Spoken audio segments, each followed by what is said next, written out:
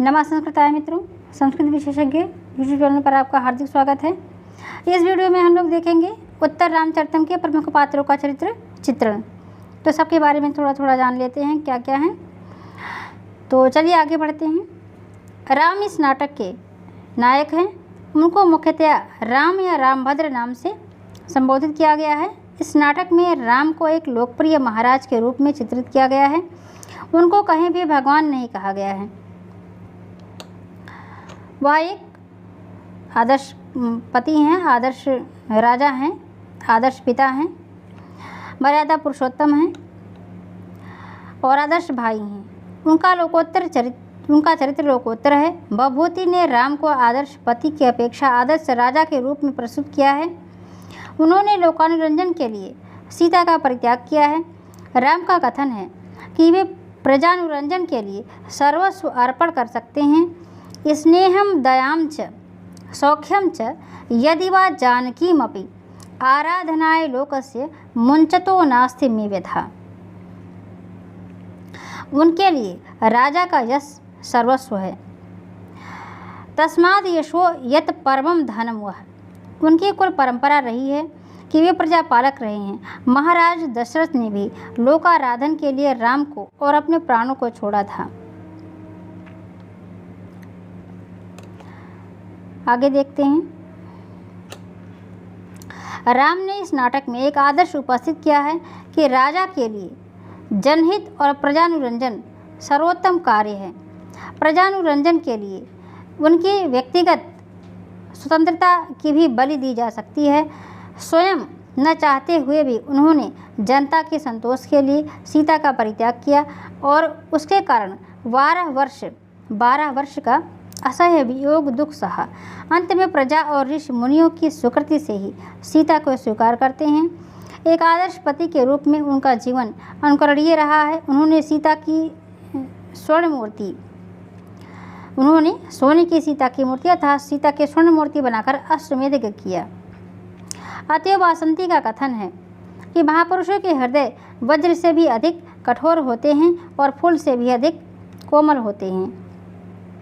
वज्रादपि कठोराणि मृदूनि कुसुमादपि लोकोत्तराणां चेतांसि को ही विज्ञातुम् अर्हति। लोकोत्तराणां चेतांसि को ही विज्ञातुम् अर्हति। आदर्श राजा के रूप में उनकी कोई त्रुटि दृष्टिगोचर नहीं होती, परंतु आदर्श पति के रूप में अवश्य उन पर आपत्ति की गई है। वासंती राम को आड़े हाथ लेती है और कहती है कि आपने अपने यश के लिए इतना बड़ा पाप किया। क्या आपको विदित नहीं कि स्त्री परित्याग से कितना बड़ा अपयश होता है। अयि कठोर यशः, आगे कहती है अयि कठोर यशः किलते प्रियम। अयि कठोर यशः किलते प्रियम और घोर किम्नु घोर मतः परम। वन में सीता का क्या हुआ, इसका उत्तर राम ना दे सके। वे कहते हैं कि सीता को अवश्य ही जंगली जानवरों ने खा लिया होगा। राम को 12 वर्ष यही अनुमान रहा कि वे ना सीता जीवित हैं और ना ही कोई संतान ही शेष है। राम 12 वर्ष अत्यंत दयनीय अवस्था में शोकाकुल रहे। वे यह मानते हैं कि सीता निरपराध थी और उनका पातिव्रत्य धर्म सर्वथा निर्मल था, किंतु सीता के विषय में फैला हुआ लोकापवाद उनको विवश करता है कि सीता परित्याग करें। इसके लिए उन्होंने दुख के अवसरों पर जनता को दोषी बताया है। राम सीता के वियोग के कारण साक्षात करुणा की मूर्ति हो गए हैं। उनका जीवन करुण रस का साक्षात उदाहरण हो गया है। पुटपाक प्रतीकाशो रामस्य करुणोरसः। उनका कथन है कि दुख भोगने के लिए ही मेरे जीवन में चेतना शेष है। शंभू को वध के बाद जब पंचवटी और जन स्थान में जाते हैं तब पग पग पर पुरानी स्मृति आती है। वे भाव विह्वल, शोकाकुल और असहाय हो जाते हैं। वे बार बार रोते हैं, मूर्छित होते हैं और तमसा के कहने पर सीता अपने हस्त स्पर्श से राम को होश में लाती है। सीता के प्रति राम के हृदय में अगाध स्नेह है। वे निरंतर सीता का स्मरण करते रहते थे। प्रजा के पुड़ियों से और राम के अलौकिक धैर्य से उनका जीवन बच सका था।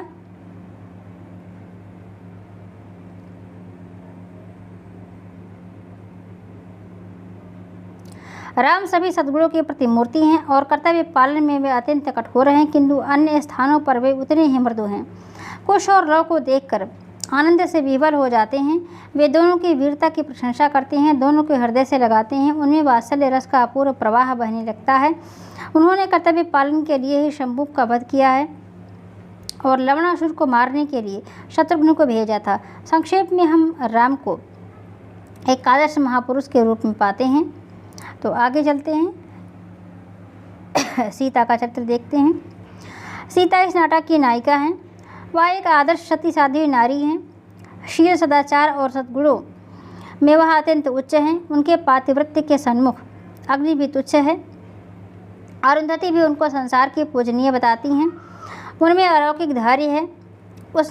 उन्होंने इस धैर्य के द्वारा ही अपने जीवन को बचाया। यद्यपि वह निरपराध हैं, किंतु जनापवाद के कारण उनको अपमानित, तिरस्कृत और निर्वासित किया गया है। वह परित्याग के बाद विधुरा का जीवन व्यतीत करती हैं, यह जानते हुए कि राम ने अकारण उनका परित्याग किया। वह केवल अपनी मर्यादा के पालनार्थ राम को दोष नहीं देती हैं। वह लव और कुश को दूध छोड़ने के बाद वाल्मीकि के पास छोड़कर पाताल में रहती हैं। उनका जीवन अत्यंत करुणापूर्ण है। तृतीय अंक में तमसा उसको करुणा की मूर्ति और शरीरधारी विरह व्यथा बताती हैं। करुणा की मूर्ति और शरीरधारी विरह व्यथा बताती हैं।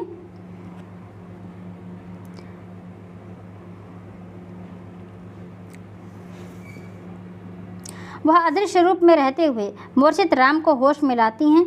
उसे यह जानकर प्रसन्नता है कि परित्याग के बाद राम ने विवाह नहीं किया है और अश्वमेध यज्ञ में उनके स्वर्ण प्रतिमा से कार्य चलाया जा रहा है।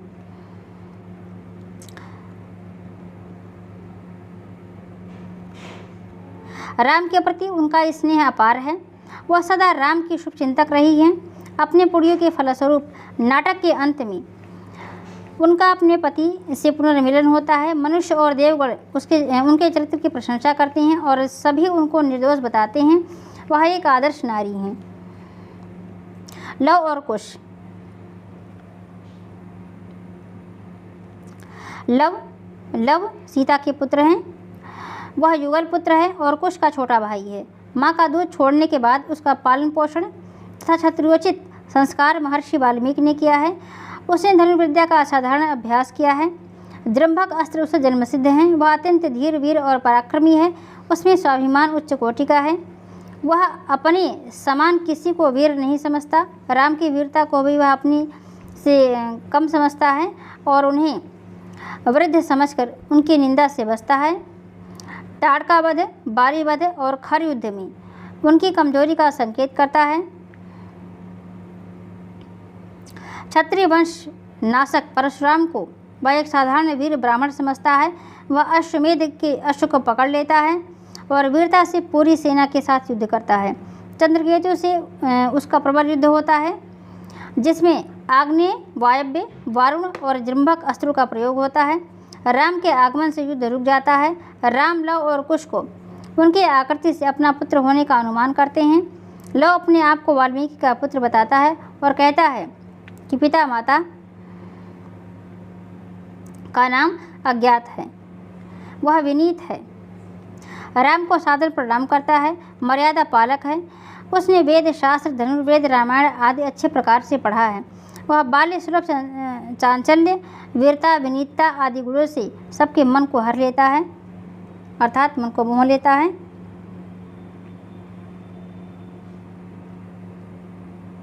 आगे है कुश का चरित्र चित्रण।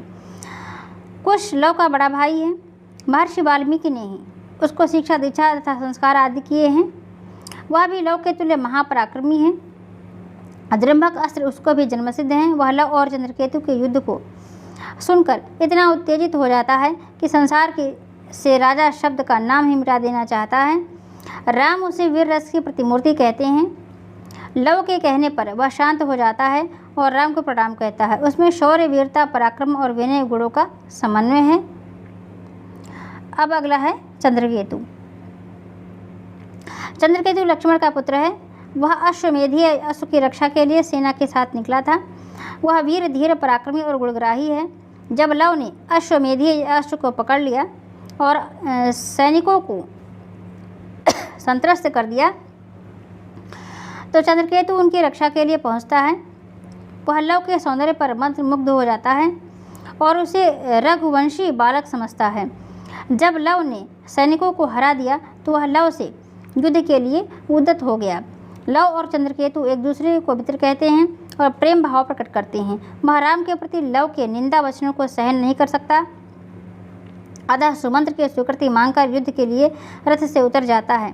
उसे शास्त्रीय मर्यादा का पूर्ण ध्यान है कि पैदल के साथ पैदल का युद्ध होता है। वह शिष्ट और विनीत है। राम के आते ही वह युद्ध बंद कर देता है और उन्हें प्रणाम करता है। लव को अपना मित्र बताकर राम से उसका परिचय कराता है। चंद्रकेतु गंभीर, वीर और पराक्रमी होने के साथ ही अत्यंत शिष्ट और विनीत हैं। अगला पात्र जनक हैं। जनक के बारे में देख लेते हैं।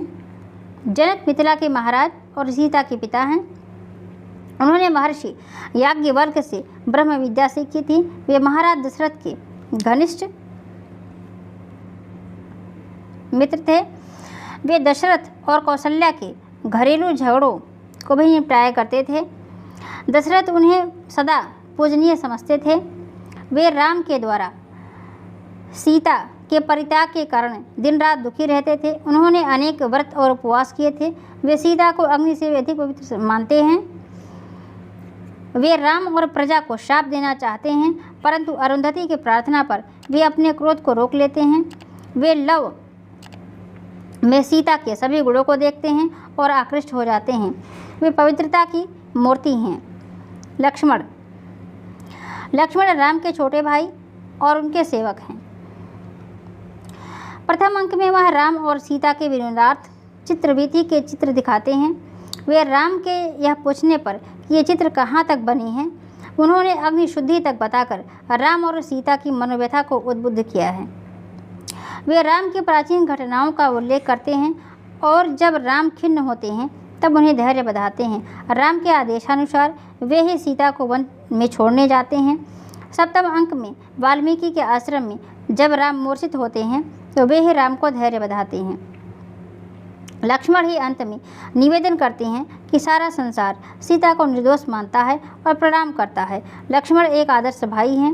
वे वीर, पराक्रमी और विनम्रता आदि गुणों से विभूषित हैं।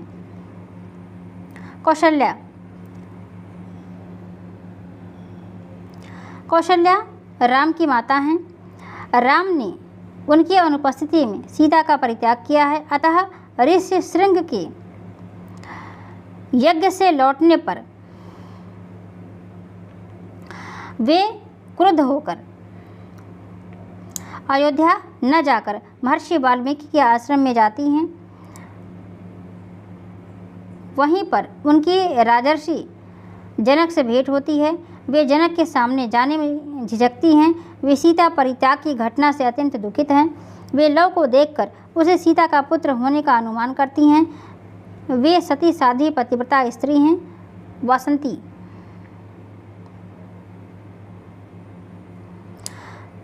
वासंती दंडकारण्य की वन देवता है और सीता तथा राम की पुरानी सखी है। वह दंडक वन में राम से वार्तालाप करती है और सीता का विवरण पूछती है। सीता परित्याग के समाचार से उसे अत्यंत दुख है। वह राम को कठोर उलाहना देती है कि तुम्हें यश प्रिय है, परंतु मृगनयनी सीता प्रिय नहीं है। उनका क्या हुआ? वह राम को निरुत्तर कर देती है। वह वार्तालाप में अत्यंत निपुण है। वह राम को दंडकारण्य के विभिन्न दृश्यों को दिखाती है। वह दुखित राम को धैर्य बधाती है। वह व्यवहार कुशल है, राम को विलंब ना हो, अतः उन्हें लौटने को कहती है। वह सुंदर, व्युत्पन्न, व्यवहार कुशल और सहानुभूतिपूर्ण नारी है।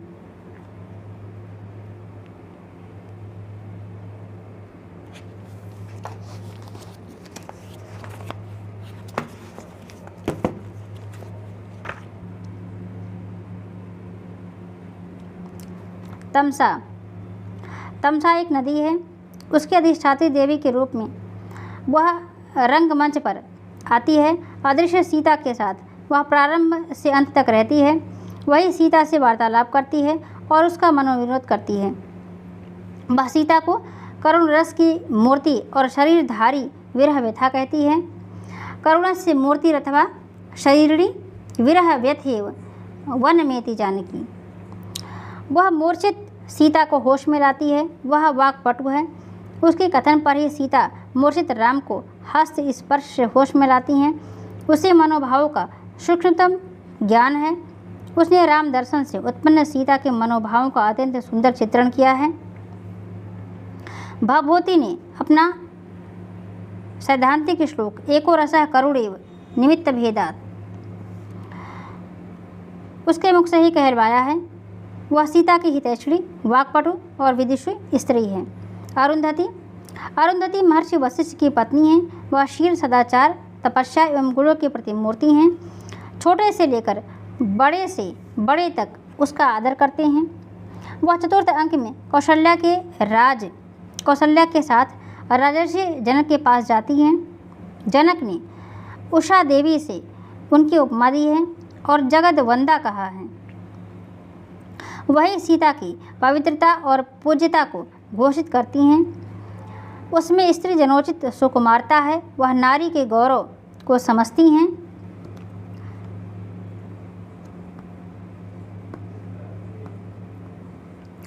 वही ये बात कहती हैं, शिशुत्वम स्त्रैणम व भवतु ननु वंदासि जगताम गुणाः पूजा स्थानम गुणिषु न च लिंगम न च वयः। तो वह नारी के गौरव को समझती हैं। उसने ही कौशल्या आदि को संकेत किया है कि नाटक का अंत सुखद होगा। उनके कथन पर ही जनक राम को शाप देने से रुकते हैं। वह एक आदर्श ब्रह्मवादिनी हैं। वाल्मीकि महर्षि वाल्मीकि आदि कवि एवं रामायण के रचयिता हैं। उन्होंने ही माँ का दूध छोड़ने के बाद से कुश और लव का पालन पोषण किया है। उन्हें पितृतुल्य हित बुद्धि और मातृतुल्य स्नेह है। उन्होंने कुश लव का यज्ञोपवीत संस्कार किया है और उन्हें वेद शास्त्र, धनुर्वेद आदि की उच्च कोटि की शिक्षा दी है। वे बहुश्रुत, बहुविद्या पारंगत एवं अत्यंत प्रतिभाशाली कवि हैं। मानिषाद्य प्रतिष्ठाम तमगमा शाश्वती क्षमा श्लोकार्ध जो है, ये पूरा श्लोक आदर्श वाक्य जो है उन्हीं से निकला। मतलब उनका ये प्रथम श्लोक है। वो आदि कवि हैं और ये आदि कवि का पहला श्लोक है। उनके प्रताप से ये नाटक सुखांत हो सका है। वे नाटक के अंत में रंगमंच पर आते हैं और केवल 3 वाक्य बोलते हैं। राम नाटक के सुखांत होने के लिए उनके प्रति अपनी कृतज्ञता प्रकट करते हैं। वे सिद्ध संत, ब्रह्मविद और परम तेजस्वी महर्षि हैं। इस वीडियो में इतना ही। आशा है क्लास आप सभी के लिए उपयोगी होगी।